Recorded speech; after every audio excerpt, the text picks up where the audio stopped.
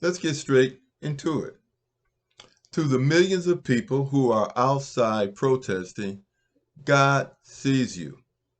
To the millions of people who are protesting online, God sees you and God hears you.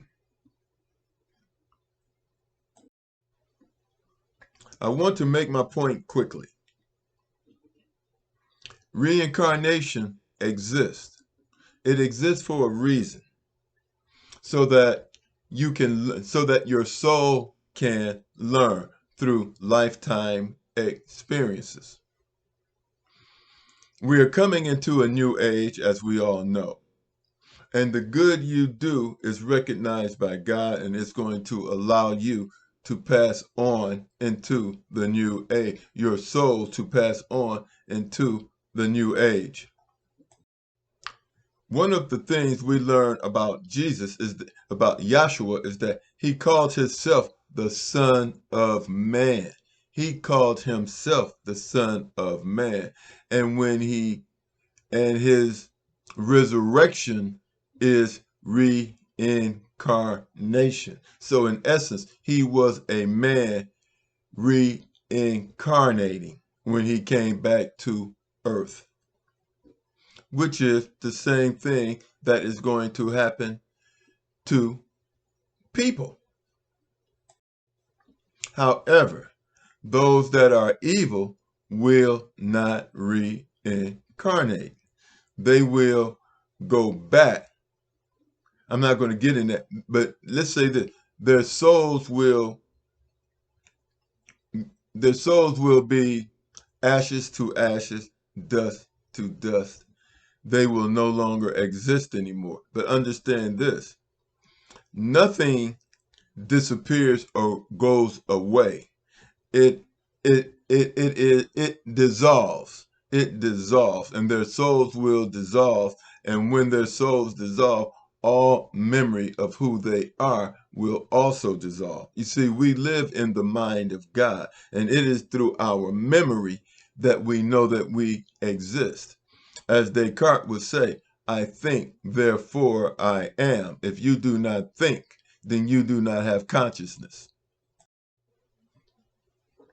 The ability to recognize evil is inherent in men. You grow up with the ability to recognize evil and good, order and chaos. All these things are genetically sealed in our DNA, the DNA of human beings. It does Good and evil does not have to be explained.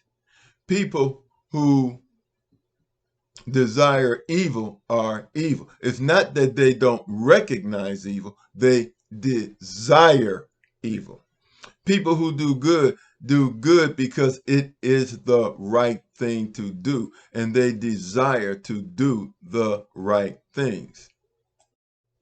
Quickly, when I was growing up and I would watch the news reporters would never show any type of anger or disagreement. They would report the news.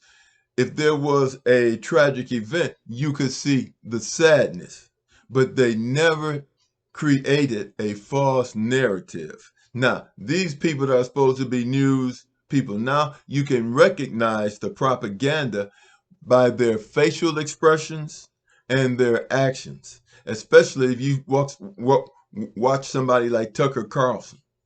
When you see a guy frowning up, getting upset, and he's supposed to be reporting the news, that is a narrative.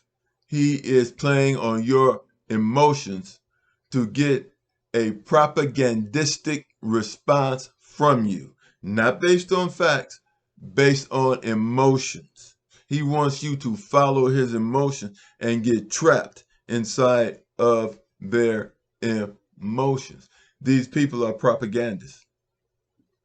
Be careful how they word things.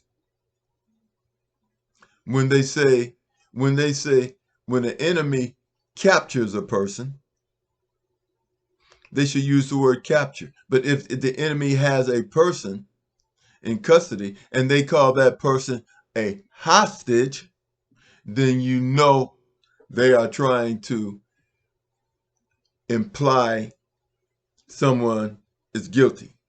You see, hostages are innocent people. People that are captured are combatants.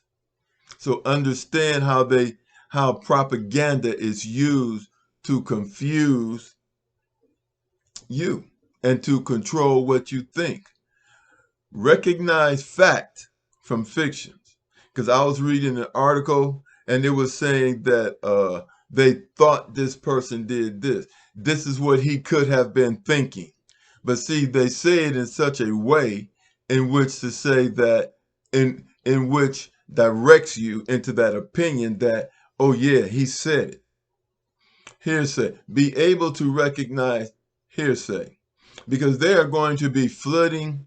The internet has exposed evil. And so now they're going to take their lie to the internet because people are aware that they are lying in the mainstream media. Understand this.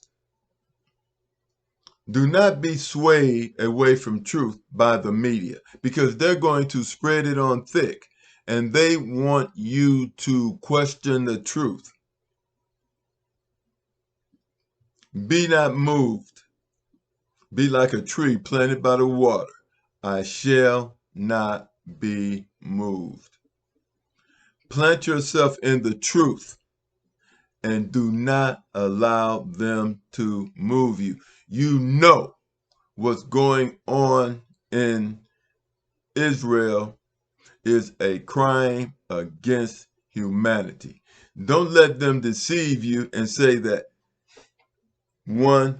they saved one hostage. See, they like to use this hostage word, and it's always one person or two person, while millions of people are being dissolved. Let me ask you a question. If you were a Palestinian and you were told you had 24 hours or even 48 hours, 72 hours to pack up your belongings and leave, could you pack up your belongings and leave in 4 days? Could you? And where would you go if you're surrounded by Israelis that want to delete you? On one side of you, you're surrounded by Israelis. The other side, there's a sea or an ocean. And then the other side, going in Egypt, there's nothing but sand. No water, nothing to do to support or take care of your children or the elderly. They bombed a hospital. Plant yourself in truth and do not be deceived. God bless us all, and He is waiting for us. He is waiting for us. But He has to give people time to be judged. He has to give people time to be judged so that when they are judged and their life flashes before their eyes, they won't have an excuse to say, I did not know. Like and subscribe. God bless you all and have a great day.